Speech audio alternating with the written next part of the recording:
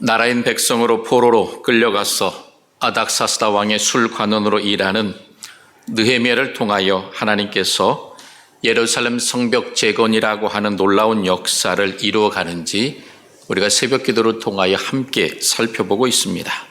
그러면서 느헤미야가 정말 기도의 사람, 하나님의 뜻대로 헌신하는 사람이다라고 하는 것들을 확인하게 됩니다.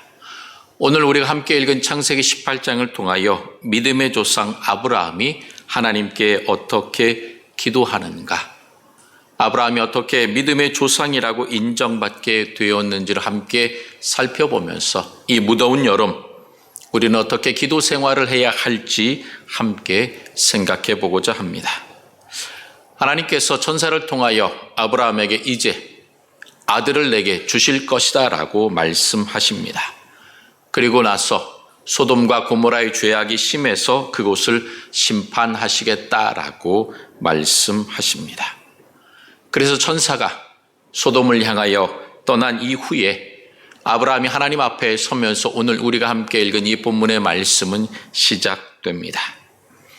왜 아브라함이 하나님 앞에 섰을까요? 하나님께서 소돔과 고모라의 죄악 때문에 심판하시겠다는 소식을 듣자 아브라함은 심각한 고민에 빠집니다. 자신의 사랑하는 조카 롯이 그 소돔에 살고 있었기 때문입니다. 그러면서 죄악이 가득한 도시지만 혹시 그곳에 의인이 있다면 그들도 함께 심판을 받아 멸망하는 것이 아닌가 염려하게 되었던 것입니다. 그래서 나와는 상관없는 소돔과 고모라지만 그곳에 대하여 그리고 자신의 조카 롯을 생각하면서 하나님께 나아갔던 것입니다. 하나님은 이 아브라함의 마음을 아시고서 창세기 18장 17절에 보면 이렇게 말씀하십니다. 내가 하려는 것을 아브라함에게 숨기겠느냐. 하나님께서는 아브라함과 친밀한 교제를 하고 계셨기 때문에 하나님이 하실 일에 대하여 아브라함에게 말씀하시겠다라고 오늘 17절에 이야기하고 있습니다. 우리가 성경을 읽다 보면 곳곳에 하나님과 아브라함과의 관계가 참으로 친밀하고 아름다웠음을 보게 됩니다. 역대하 20장 7절에 보게 되면 하나님께서 가나안 원주민들을 쫓아내시고 그 땅을 주께서 사랑하시는 아브라함에게 자손에게 영원히 주셨다라고 말씀하십니다. 그리고 이사야 41장 8절에 보게 되면 하나님이 택한 이스라엘 백성은 하나님의 벗 아브라함의 자손이라고 말씀합니다. 그리고 신약성경인 야고보서 2장 23절에 아브라함이 하나님의 벗이라 칭함을 받았다라고 말씀합니다. 이와 같이 성경 곳곳을 보게 되면 하나님의 사랑을 받고 하나님의 벗, 하나님의 친구라고 하는 인정을 아브라함은 받았던 것입니다. 그렇기 때문에 하나님은 아브라함을 향하여 나의 사랑하는 자요, 나의 벗이요 친구이기 때문에 내가 하는 일을 그에게 숨기지 않겠다라고 말씀하셨던 것입니다. 그래서 소돔과 고모라의 징계에 대하여 말씀하셨던 것입니다. 하나님의 말씀을 듣고 아브라함은 롯에 대한 애정에서 출발했습니다. 그리고 소돔과 고모라에 대한 안타까움을 갖게 되었습니다. 그러면서 하나님의 심판에 대하여 깊이 생각하게 되면서 그 땅을 위해서 내가 할 수 있는 일이 무엇인가 곰곰이 고민하게 되었던 것입니다. 그래서 결국 아브라함으로 하여금 하나님 앞에 자신의 조카 롯과 그리고 그 소돔과 고모라 땅을 위하여 하나님께 간구하는 기도의 자리로, 하나님께 부르짖는 자리로 이끌었던 것입니다. 사랑하는 성도 여러분, 우리도 하나님 아버지 앞에 언제든지 나아갈 수 있는 하나님의 자녀입니다. 하나님 아버지 사랑합니다. 그런데 하나님, 왜 이러한 일들이 내게 벌어지고 있습니까? 내가 너무 힘듭니다라고 하나님께 물어볼 수 있는 그러한 특권을 우리가 갖게 되었습니다. 왜냐하면 우리는 하나님의 자녀이기 때문입니다. 그래서 하나님 아버지께 이처럼 스스럼 없이 친밀하게 이야기하면서 교제하면서 우리는 살아가게 됩니다. 그러므로 친밀한 하나님, 사랑하는 하나님을 향한 그 고백이 하나님의 마음을 움직여서 우리들의 삶에 놀라운 은혜와 능력을 입을 수 있는 기회가 되는 것입니다.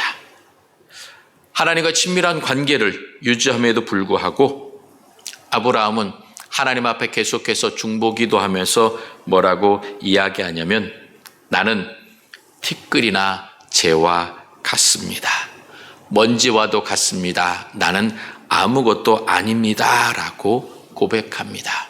그러면서 하나님 아버지의 사랑을 힘입어서 내가 하나님께 감히 아뢰입니다. 하나님 내 기도를 들어달라고 하나님 앞에 간절히 고백합니다.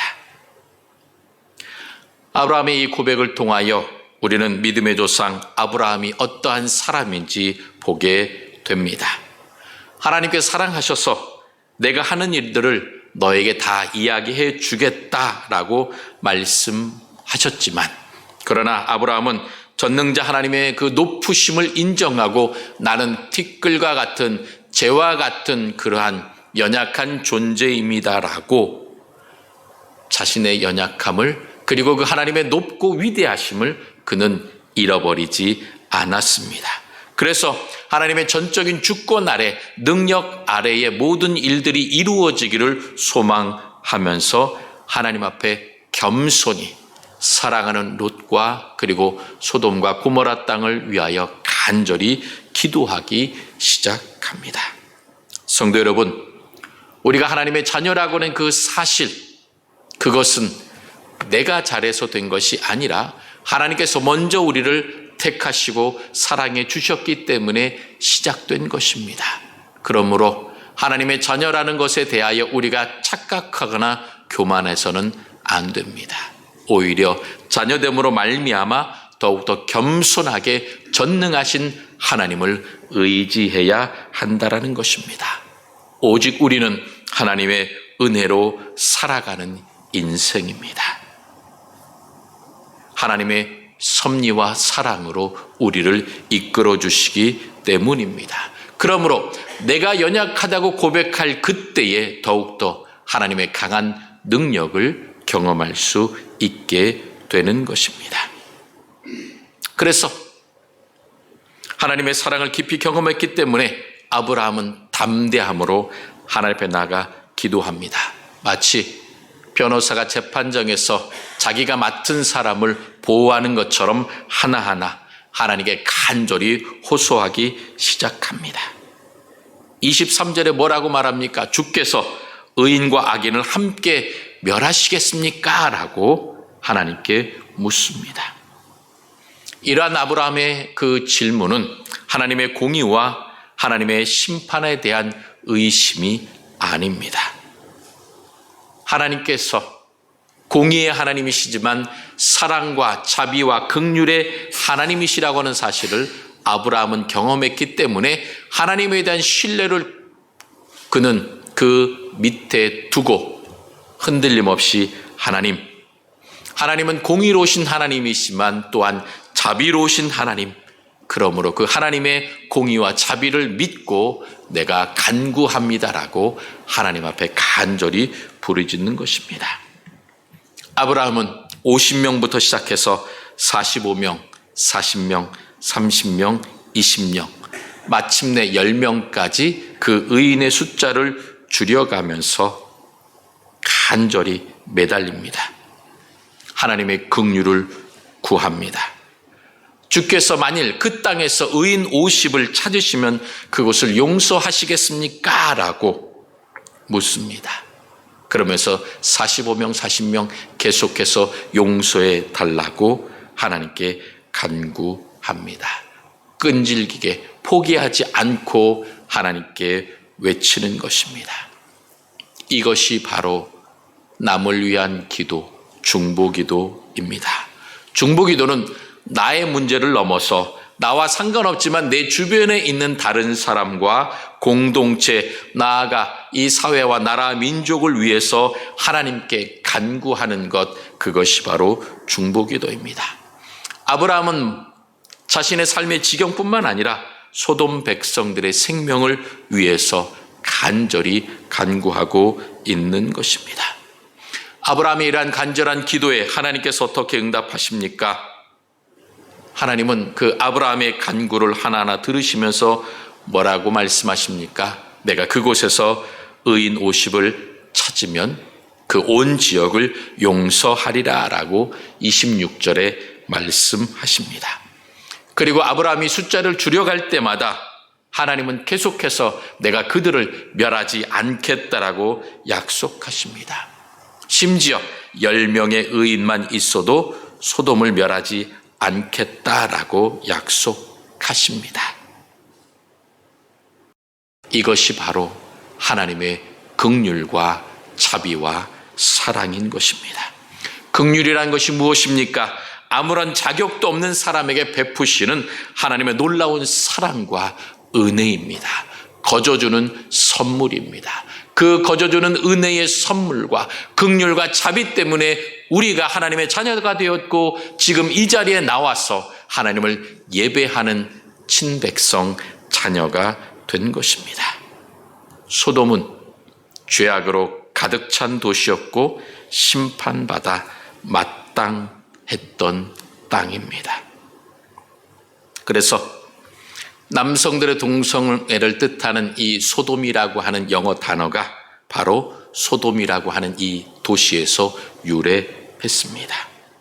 하나님께서 모세를 통해 주신 율법 레위기 20장 13절에 보게 되면 누구든지 여인과 교합하듯 남자와 교합하면 둘 다 가증한 일을 행함인즉 반드시 죽일지니 그 피가 자기에게로 돌아가리라 라고 명령하셨던 것입니다. 소돔 땅이 이러한 남색과 동성애로 가득한 도시였습니다. 그래서 그 소돔이 멸망할 것이라고 그 땅에 심판을 선포하면서 특별히 롯의 가정을 찾아가서 이곳을 떠나라고 이야기했던 천사를 그 도시 사람들이 와서 우리가 함께 상관하리라, 우리가 관계하겠다라고 욕심을 냈던 곳이 바로 소돔이라고 하는 도시 고모라였던 것입니다. 그런데 하나님은 아브라함의 기도에 뭐라고 응답하십니까? 그 땅에 의인 10명만 있어도 내가 그 땅을 용서하겠다라고 긍휼을 보여주신 것입니다. 아무리 죄악이 많아도, 죄악이 가득해도 그 땅에 의인, 즉 하나님을 올바로 믿고 섬기는 자들이 있으면 그 땅을 용서하시고 회복하시겠다라고 하는 것입니다. 하나님은 죄는 미워하시는 공의의 하나님이시지만 동시에 죄인들을 불쌍히 여기시고 한 사람이라도 구원받기를 원하시는 자비의 하나님, 긍휼의 하나님이신 것입니다. 비록 소돔에 10명의 의인이 없어서 심판을 피할 수 없었습니다. 결국 멸망하고 말았습니다. 그러나 하나님의 그 긍휼하심과 하나님의 사랑이 오늘 이 아브라함과의 기도 속에서, 응답 속에서 드러나고 있는 것입니다. 아브라함의 기도로 말미암아 롯과 그의 가족은 구원받을 수 있었던 것입니다.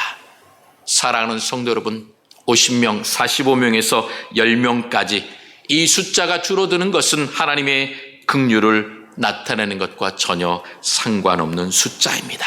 하나님은 아무리 죄악이 가득하여도 그 가운데 진실한 사람, 의로운 사람, 하나님을 찾는 사람이 있으면 긍휼과 자비를 베풀어 주시는 분입니다. 의인 10명이 아니라 단 한 명이 있을지라도 하나님은 용서하시는 분입니다. 남유다의 멸망을 바라보며 눈물을 흘리며 애타게 회개하라고 외쳤던 예레미야 선지자. 예레미야 5장 1절에 보면 하나님께서 예레미야 선지자를 통하여 이렇게 예루살렘을 용서하시겠다고 말씀하십니다. 5장 1절에 뭐라고 말씀하십니까? 너희는 예루살렘 거리로 빨리 다니며 그 넓은 거리에서 찾아보고 알라. 너희가 만일 정의를 행하며 진리를 구하는 자를 한 사람이라도 찾으면 내가 이 성읍을 용서하리라. 하나님께서 말씀하셨습니다. 단 한 사람이라도 있으면 내가 예루살렘을 용서하겠다라고 약속하셨습니다. 이 하나님 약속에서 우리는 무엇을 깨달아야 합니까?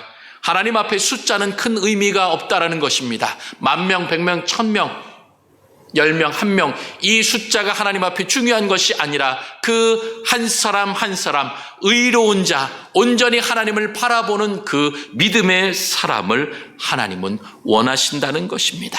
숫자보다 하나님을 바라보며 하나님 앞에 그 애통하는 마음으로, 안타까운 마음으로 눈물을 흘리며 하나님이 이 땅을 용서하여 주시옵소서, 이 땅을 회복시켜 주시옵소서, 죄악으로 가득한 이 땅이 하나님의 사랑과 은혜 가운데에 회복되게 하시고 구원되게 하여 주시옵소서라고 기도하며 눈물 흘리는 그 한 사람 한 사람, 그를 하나님께서 더 귀중하게 보신다는 것입니다. 숫자를 줄여가면서까지 계속 중보하는 그 아브라함의 끈질김과 사랑의 마음, 하나님은 그것을 보셨기 때문에 10명이 있으면 용서하겠다고 약속하셨던 것입니다. 1명이라도 있으면 이 성읍을 용서하시겠다라고 예레미야에게 말씀하셨던 것입니다. 이러한 자비와 긍휼의 하나님이 지금 우리를 향하여 말씀하십니다. 사랑하는 자녀들아, 너희가 지금 이 땅과 이 민족을 보면서 무슨 마음을 갖고 있느냐?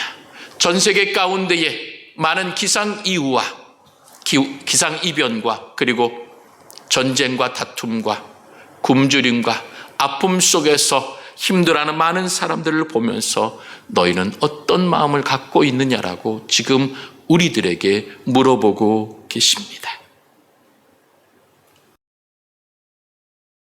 하나님 앞에 우리는 어떠한 마음으로 서야 하겠습니까?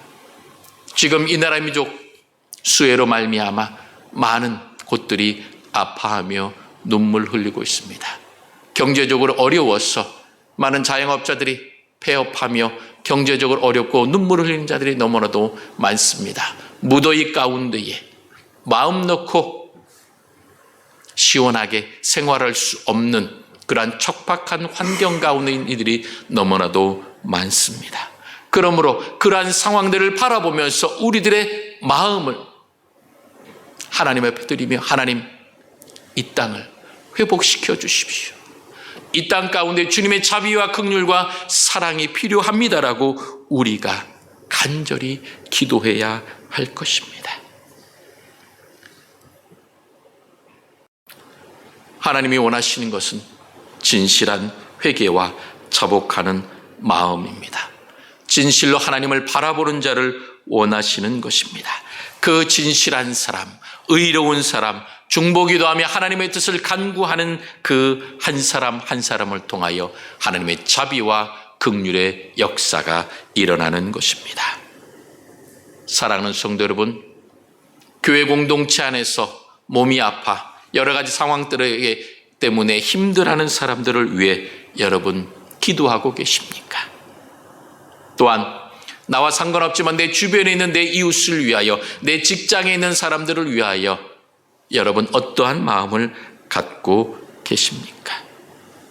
그들의 탄식과 고통과 아픔의 소리가 내 마음속에 들려오지 않고 있다고 한다면 우리들의 마음은 강팍한 자요, 하나님께서 원하시는 자비와 긍휼의 사람이 아니라 욕심과 탐욕과 죄악의 길로 가고 있는 것입니다. 그들을 외면하고 내 욕심과 시기와 질투에 가득하다면 결국 심판과 멸망의 길로 갈 수밖에 없다라는 것들을 우리는 기억해야 합니다. 그러므로 우리는 사랑하는 나의 아버지 하나님 앞에 나아가 간절히 고백해야 합니다. 하나님, 살리는 사람이 되게 하소서. 하나님, 자비와 긍휼로 베푸는 사람이 되게 하소서. 섬기는 사람이 되게 하소서. 그들을 사랑하는 사람이 되게 하소서라고 우리는 기도해야 합니다. 우리 주변에 있는 사람들을 보면서 안타까워하며 함께 기도해야 하는 것입니다. 하나님 앞에 서서 하나님, 이 땅을 긍휼히 여겨 주소서라고 외쳐야 합니다. 그러한 외침을 하나님께서 들으시고 하나님의 사랑과 은혜로 회복시켜 주실 것입니다. 왜 이렇게 외쳐야 합니까? 우리는 하나님의 자녀입니다. 하나님의 자녀이기 때문에 아버지 하나님을 향해 간절히 부르짖으면 아버지 하나님께서 놀라운 능력으로 우리의 기도에 응답해 주실 것입니다. 아브라함이 간절히 부르짖고 기도했던 것, 그것은 바로 하나님의 그 자비와 사랑을 그가 경험했기 때문입니다. 그러므로 그 작은 기도가 그 사람의 생명만 살릴 뿐만 아니라 그 주변과 가족과 사회의 모든 것들을 하나하나 다 살리게 되는 것입니다. 사랑하는 성도 여러분, 하나님의 긍휼하심은 우리들이 생각하는 것 이상으로 놀랍습니다. 내가 기도한다고 뭐가 달라질까? 내가 사랑하고 섬긴다고 뭐 별수가 있겠느냐? 아닙니다. 우리들은 약합니다. 그러나 우리들은 약하지만 우리가 모여서 기도할 때에 놀라운 하나님의 능력과 역사가 일어나게 됩니다. 여러분의 생각으로 하나님을 판단하지 마십시오. 여러분의 생각으로 하나님의 능력을 재단하지 마십시오. 하나님은 말씀으로 이 세상을 창조하시고 지금도 1.1획도 틀림없이 운행해 가고 계시는 전능하신 하나님이십니다. 그러므로 한 사람의 의인이 세상을 바꿀 수 있습니다. 그 소돔을 구원할 수 있는 숫자는 10명의 의인이었습니다. 예루살렘 성을 구원할 수 있는 사람은 1명이었습니다. 그러므로 숫자가 중요한 것이 아니라, 숫자가 많고 적고가 중요한 것이 아니라 하나님 앞에 진실한 마음으로 서는 그 믿음의 사람이 중요하다라고 하는 것입니다. 여러분, 우리는 하나님의 자녀입니다. 그러므로 자녀들은 사랑하는 부모님에게 나아가 내 필요한 모든 것들을 요청하게 되고, 부모님은 그럴 때에 내게 가장 좋은 것으로 가장 적절한 때에 채워주시고 응답해 주시고 해결해 주시는 분입니다. 그러므로 하나님은 우리가 간구할 때마다, 부르짖을 때마다 가장 좋은 때에 가장 적절한 것으로 응답해 주시는 분이라는 것입니다. 그러므로 우리는 간절히 기도해야 합니다. 나만을 위하여 기도하는 것이 아니라 이 나라와 이 민족을 위하여, 세계 열방을 위하여, 고통받는 자들을 위하여 눈물을 흘리며 기도해야 할 것입니다. 사랑하는 성도 여러분, 오늘 그 아브라함의 믿음과 하나님을 향한 겸손함과 지치지 않고 끈질기게 메어 달리는 그 중보 기도를 기억합시다. 내 마음에 새깁시다. 하나님, 나에게도 아브라함과 같은 믿음을 주시옵소서. 하나님을 향한 겸손함과 지치지 않는 끈질김으로 하나님께 중보 기도하게 하소서. 이렇게 소망하며 간구할 때에 하나님께서 크신 사랑과 은혜로 함께해 주실 것입니다. 우리는 사랑의 빚진 자입니다. 그 사랑의 빛을 이 중보 기도를 통하여, 사랑과 섬김을 통하여 우리가 갚아야 할 것입니다. 사랑하는 아버지 하나님께 나아가 고백하면 하나님은 그것을 외면하지 않으십니다. 하나님 아버지와 긴밀한 관계 속에서 한 걸음 한 걸음 기도로, 감사로, 예배로 나아가십시오.